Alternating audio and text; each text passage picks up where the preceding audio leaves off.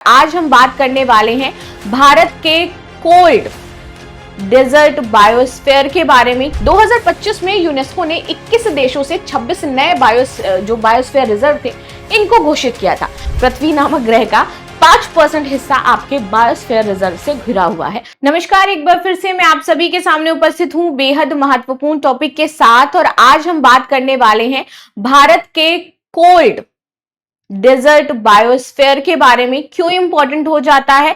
तो भैया इसको हाल ही में यूनेस्को में शामिल किया गया है। किस सेगमेंट में शामिल किया गया है? तो इन्हीं सारी चीजों के बारे में करेंगे डिटेल एनालिसिस। मेरा नाम है प्राची मिश्रा और आप सभी का बहुत बहुत स्वागत है कैरियरविल आईएएस पर। तो चलिए शुरू कर लेते हैं क्लास और डिटेल में जानेंगे भाई कैसे शामिल किया गया है, क्या क्षेत्र है, प्रेजेंट समय में कितने आपके हमारे जो बायोस्फीयर रिजर्व्स हैं वो इंडिया में हो जाते हैं। एग्जाम के पॉइंट ऑफ व्यू से बहुत ज्यादा इंपॉर्टेंट है। द हिंदू में एडिटोरियल्स वगैरह में आपके बहुत ज्यादा इंपॉर्टेंट है, न्यूज आपकी हर जगह देखने को मिल रही है।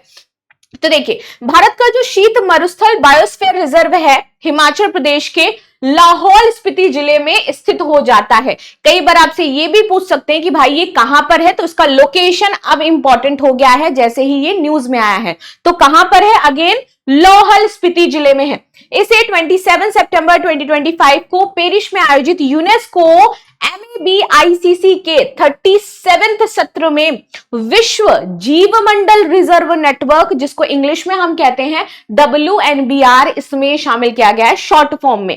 ठीक है, इस नामांकन के साथ ही अब भारत के 13 जो बायोस्फीयर रिजर्व थे वो WNBR का हिस्सा बन चुके हैं। किसका हिस्सा है वो? अब विश्व जीवमंडल रिजर्व नेटवर्क का हिस्सा है। तो भारत के 13 बायोस्फीयर इसके अंतर्गत शामिल हो जाते हैं अब। ठीक है, चलिए आगे समझ लेते हैं। यहां तक हम समझ गए। स्थान और क्षेत्रफल इसका क्या हो जाता है? तो स्थान है हिमाचल प्रदेश में, लाहौल स्पीति जिला ट्रांस हिमालयी क्षेत्र हो जाता है ये। क्षेत्रफल की बात करें तो लगभग आपका ये 7770 वर्ग किलोमीटर का है। ऊंचाई इसकी कितनी हो जाती है? तो 3300 मीटर से लेकर के 6600 मीटर तक है आपकी।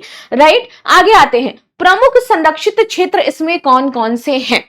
ऑफ कोर्स बायोस्फीयर रिजर्व है, संरक्षित क्षेत्र तो होंगे ही। तो यहां पर आपको पिनी वैली नेशनल पार्क देखने को मिलेगा, किम्बर वन्यजीव अभ्यारण्य देखने को मिलेगा, चंद्रताल वन्यजीव अभ्यारण्य देखने को मिलेगा। बहुत ही इंपॉर्टेंट है, एग्जाम में 1000 बार पूछे गए हैं, 1000 बार। और अगेन मैं इनकी इंपॉर्टेंस आपको समझा रही हूं, बहुत अच्छे से देखिएगा। ठीक है, पारिस्थितिकी और जैव विविधता की इनकी अब हम बात कर लेते हैं। शीत मरुस्थल WNBR का सबसे ठंडा और शुष्क पारिस्थितिकी तंत्र होता है।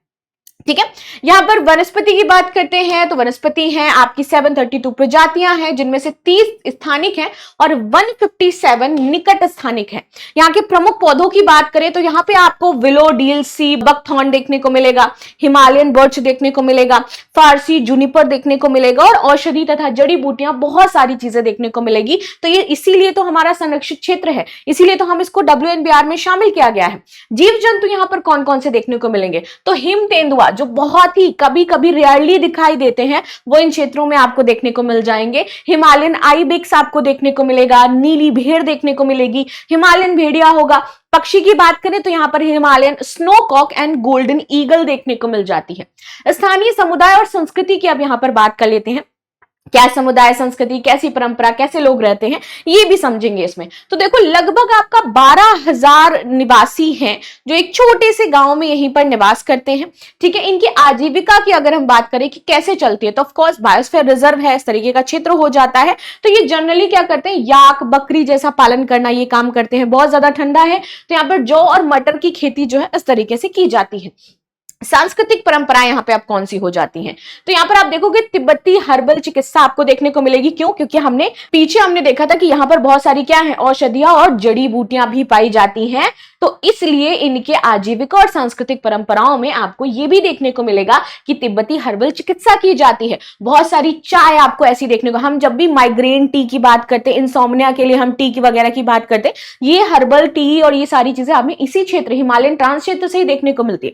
हिमालय में आपकी बहुत सारी औषधि पाई जाती हैं। और अगर हम इसे बहुत ज्यादा सांस्कृतिक या इस पॉइंट ऑफ व्यू से पढ़े तो हमने देखा कि भाई जो हनुमान जी है वो लेकर के भी आए थे संजीवनी बूटी। ठीक है, वैसे आते हैं बौद्ध मठवासी परंपराएं यहां देखने को मिलेंगी, क्योंकि क्षेत्र है इस टाइप का, तो ये तिब्बती परंपराएं हैं, बौद्ध जो धर्म है उसका प्रचार एवं प्रसार यहां पर है, तो बौद्ध मठवासी परंपराएं देखने को मिलेगी। सामुदायिक परिषदें हैं जो संस्थानों के उपयोग को नियंत्रित करती हैं, तो यहाँ पे कुछ आपकी परिषदें देखने को मिलेंगी कि यहाँ पर कैसे किन चीजों का यूज किया जाएगा, क्योंकि संरक्षित क्षेत्र है, ऐसा नहीं हो सकता है कि भाई किसी को भी यहाँ पे कोई कॉन्ट्रैक्ट दिया जाए या काम कर दिया जाए। इनको बहुत ही संरक्षण के साथ इनकी परंपराओं को जीवित रखना है और इसका दायित्व पूरी तरीके से सरकार के ऊपर है ना।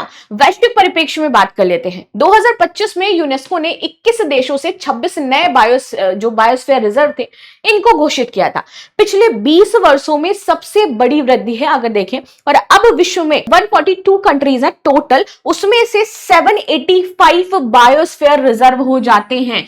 कितने देशों में से? 142 देशों में से कितने चूज कर लिए गए हैं? 785 बायोस्फीयर चूज कर लिए गए हैं। कुल क्षेत्र की बात करें तो ग्रह का लगभग 5% हिस्सा इससे घिरा हुआ है। हाँ जी, पृथ्वी नामक ग्रह का 5% हिस्सा आपके बायोस्फीयर रिजर्व से घिरा हुआ है, जो कि बहुत ही अच्छी चीज है। नाउ यूनेस्को महानिदेशक ऑड्रे ओजेल ने कहा कि यह स्थल प्राकृतिक संरक्षण और स्थानीय आजीविका के बीच संतुलन बनाने का नया मॉडल प्रस्तुत करता है। भारत में कितने क्षेत्र हो जाते हैं, भारत का क्या योगदान है इसमें, यह भी समझ लेते हैं। तो भारत में कुल बायोस्फीयर रिजर्व आपके 18 हैं, जिसमें से WNBR में शामिल अब कितने हो गए हैं? 13। पहले कितने थे? 12 थे। न्यूली एडेड आपका कोल्ड डेजर्ट हो गया है ना। नवीनतम शीत मरुस्थल जो हमने देखा कि 2025 में ऐड किया गया है। भारत में बायोस्फीयर रिजर्व्स अब देख लेते हैं कहां पर कौन से हैं, क्योंकि सभी इंपॉर्टेंट हैं। आपके एग्जाम में पूछे, जैसे ही बायोस्फीयर रिजर्व आया ना चर्चा में, तो एग्जामिनर जितने भी हैं और जितने भी आपके देखो एग्जाम आने वाले हैं अपकमिंग, तो वो सबके माइंड में रहेगा कि भाई इसमें से एक क्वेश्चन जरूर पूछना है। चलिए यूनेस्को के अनुसार बात करते हैं, तो बायोस्फीयर रिजर्व सतत विकास के लिए सीखने के स्थल हैं, learning places for sustainable development. ये ऐसे विशेष परिस्थिति क्षेत्र हैं जहां 3 कार्य साथ साथ चलते हैं। कैसे? एक तो कंजर्वेशन, जिसको हम कहते हैं कि हम इनको संरक्षण दे रहे हैं, इसकी दिशा में काम चलती है, क्योंकि हम जैव विविधता और प्राकृतिक संसाधनों को संरक्षित करते हैं। दूसरा कौन सा वर्क है जो यहाँ पे साथ साथ चलता है, विच इज डेवलपमेंट। क्यों? क्योंकि बात कर रहा है ये सतत आजीविका भी तो है वहां के क्षेत्रों की, तो ये वो भी प्रोवाइड कराता है, उसके लिए भी साथ साथ में वर्क किए जाते हैं और आर्थिक गतिविधियों को बढ़ावा दिया जाता है। तीसरा एंड मोस्ट इंपॉर्टेंट इज अनुसंधान और शिक्षा। सीखते हैं इससे ऑफ कोर्स, क्योंकि रिसर्च करेंगे हम, नई चीजें हमें मिलेंगी, हम सीखेंगे उससे। तो third and most important is कि रिसर्च होती है, पर्यावरण जागरूकता और अध्ययन किया जाता है। न्यू स्पीसीज जो हम देखते हैं खोजी जा रही है, न्यू प्लांट्स जो देख रहे हैं हम खोजे जा रहे हैं, नई जो आपकी एक तरीके से इनोवेशंस किए जाते हैं, नई नई चीजें खोजी जाती है, तो उनमें इनका बड़ा ही योगदान रहता है। इनको बहुत डिटेल में एनालाइज किया जाता है, बहुत अच्छे से पढ़ा जाता है। नाउ बायोस्फीयर रिजर्व का वैश्विक दृष्टिकोण क्या है? तो आरंभ की बात करें तो 1971 में यूनेस्को का MAB, जिसको हम कहते हैं मैन एंड बायोस्फीयर प्रोग्राम शुरू हुआ। विश्व भर में सितंबर 2025 तक कुल आपके 759 बायोस्फीयर हैं, 136 देशों में देखने को मिलते हैं। अब तो 142 कंट्रीज इसमें शामिल हो गई हैं।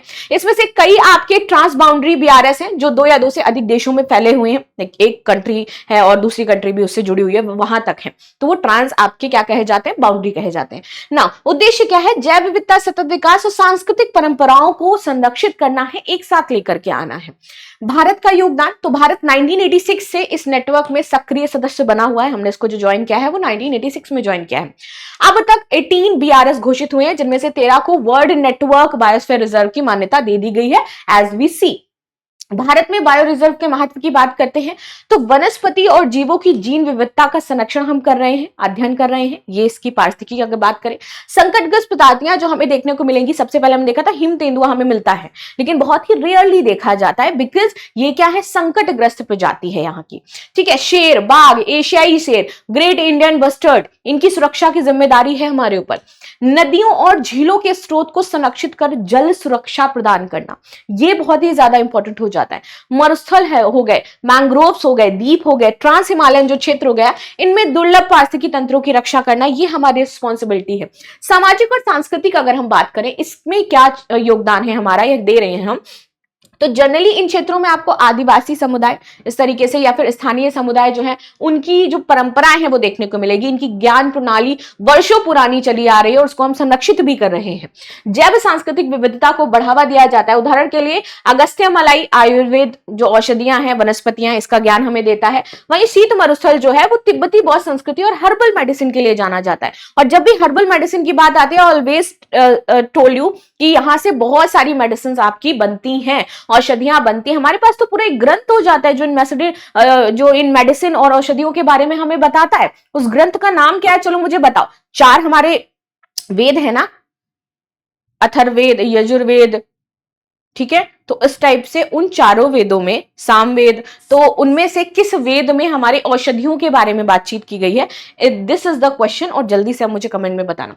आर्थिक, इकोनॉमिक इंपॉर्टेंस, इको टूरिज्म, औषधीय पौधे, हस्तशिल्प, कृषि आधारित उद्योग है, सतत संसाधन उपयोग, यहां पर इसके लिए वर्क किया जा रहा है। बायोस्फीयर रिजर्व जो है हमारे इंडिया में, ये सारे एक मैप के थ्रू मैंने यहाँ पे दिए हैं ताकि आप लोगों के सारे ही क्षेत्र कवर हो जाएं, आपको कुछ अलग से करना ना पड़े। तो अब देख लो क्या क्या बायोस्फीयर रिजर्व हो जाते हैं, कहां पर कौन कौन से हैं। अगर हो सके तो स्क्रीनशॉट भी ले सकते हो। अगर आपको ये पीडीएफ चाहिएगा तो कैरियर विल आईएएस का चैनल है टेलीग्राम, वहां पे जाकर के पीडीएफ आप डाउनलोड कर लोगे तो ये पूरा लिंक आपको मिल जाएगा। नाउ आप देखिए कहां पर कौन कौन से कब बनाए गए हैं, उनका क्षेत्रफल क्या हो जाता है, इसका भी। सबसे पहला है आपका नीलगिरी, 1986 में इसको अधिसूचित किया जाता है। इसको हम बार बार नहीं पढ़ेंगे बिकॉज इससे टाइम वेस्ट होगा हमारा, आप इसे आराम से देख लीजिएगा। राज्य हमारे लिए इंपॉर्टेंट है क्योंकि यहां से पूछा जाता है। जनरली ये नहीं पूछा जाता है क्या है, बट ये जरूर पूछा जाता है भैया किस राज्य में है, ठीक है। तो अगर हम नीलगिरी की बात कर लेते हैं तो ये आपका तमिलनाडु, केरल और कर्नाटका में फैला हुआ है। नंदा देवी 1988 में आपका अधिसूचित किया गया और उत्तराखंड में हो जाता है। इसके बाद है आपका नोकरेक 1988, अगेन कहां पर है, मेघालय में। ग्रेट निकोबार की बात कर लेते हैं 1989 और अंडमान एंड निकोबार क्षेत्र में है आपका ये वाला। मन्नार की खाड़ी वेरी इंपॉर्टेंट 1989 अगेन एंड कहां पर है, तमिलनाडु में हो जाता है। मानस की बात करते हैं 1989 असम में हो जाता है। इसके बाद आता है सुंदरवन, अगेन पश्चिम बंगाल में है। सिमलीपाल 1994 कहां पर हो जाता है, ओडिशा में। डिब्रू सेखोवा 1997 कहां पर है, असम में है। दिहांग एंड दिबांग 1998 अरुणाचल प्रदेश का क्षेत्र हो जाता है। और पंचमढ़ी इसके बाद आता है 1999 जो कि है मध्य प्रदेश का क्षेत्र। इसके बाद खंगचेनजोंगा आपका 2000 में नॉमिनेट हुआ एंड सिक्किम में है। अगस्त्यमलाई 2001 केरल में हो जाता है। अचान कमार अमरकंटक की पहाड़ियां जिनको हम कहते हैं 2005 में मध्य प्रदेश एंड छत्तीसगढ़ का क्षेत्र है।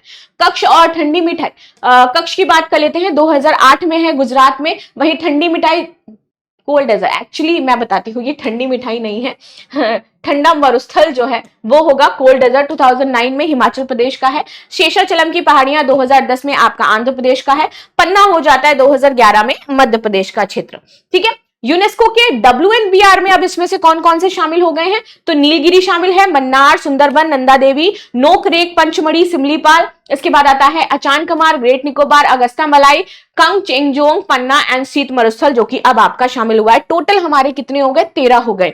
बायोस्फीयर रिजर्व का जो क्षेत्रीकरण है वो कैसे किया जाता है, देखो this is the core area जहां पे किसी को भी जाना अलाउ नहीं होता है। We can't go this core area, हम नहीं जा सकते, पूरी तरीके से मानव के लिए अवरुद्ध है। हम बफर जोन जो है वहां पर भी बहुत सीमित चीजें रहती हैं देखने वगैरह के लिए, कि थोड़ा बहुत सिर्फ इनकी स्टडीज के लिए बफर जोन होता है, वहां पे भी हमारा जाना बहुत ज्यादा अलाउ नहीं होता है। ट्रांजिशन एरियाज जो होते हैं वहां पर थोड़ा बहुत काम किया जाता है, बाकी टूरिज्म के लिए होती है चीजें तो वहां पे जाते, वरना ऐसा एरिया नहीं है कि आप जा सको और जाकर के देख सको। कोर एरिया सिर्फ और सिर्फ इनके लिए होता है जहां पर आपकी ये आसानी से रह सके और अपनी जो कंडीशंस है उन पर वर्क कर सके। तो ये वाला आप देखोगे monitoring, education, research, human settlement, tourism and biodiversity वाले क्षेत्र हो जाते हैं। नाउ कोर एरिया है सबसे भीतरी और संरक्षित भाग होता है, कोई मानवीय हस्तक्षेप नहीं, जैसे मैंने बताया कि हम आप नहीं जा सकते हैं। आमतौर पर राष्ट्रीय उद्यान और अभ्यारण्य इसमें शामिल होते हैं। जैव विविधता का संरक्षण होता है। बफर जो एरिया होता है ये कोर को घेर करके रखता है। इसमें सिर्फ काम क्या किया जाता है, ये इको टूरिज्म है, देख रेख या इस तरीके की चीजें होंगी आपकी। संक्रमण क्षेत्र सबसे बाहरी भाग होगा, स्थानीय समुदाय आ सकते हैं, एनजीओ, सरकार मिलकर के सतत विकास के लिए काम कर सकती है, खेती, पशुपालन ये सब किया जा सकता है, बाकी आप नहीं जा सकते हो। राइट। महत्वपूर्ण तथ्य, भारत का पहला बायोस्फीयर रिजर्व तो हमारे पास नीलगिरी है। सबसे बड़े की बात करें, कच्छ गुजरात हो जाता है। सबसे बड़े WNBR कौन कौन से हैं, तो सबसे छोटा यहां पर नोकरेक है, नवीनतम यहां पर शीत मरुस्थल है, केवल द्वीपीय ग्रेट निकोबार है, ट्रांस हिमालय क्षेत्र वाला आपका पहला शीत मरुस्थल हो जाता है। लास्ट में आपके लिए क्वेश्चन है, भारत का पहला बायोस्फीयर रिजर्व कौन सा था, तो जल्दी से मुझे इसे कमेंट बॉक्स में आंसर देकर के बता दो। सेकंड है हमारा नवीनतम यूनेस्को WNBR कौन सा शामिल हुआ है, ये भी मुझे बता दीजिएगा। तो ये थी न्यूज जो हमने डिस्कस करी। मिलते हैं नेक्स्ट क्लास में, तब तक के लिए धन्यवाद। लाइक शेयर सब्सक्राइब करना बिल्कुल भी ना भूलें and thank you so much.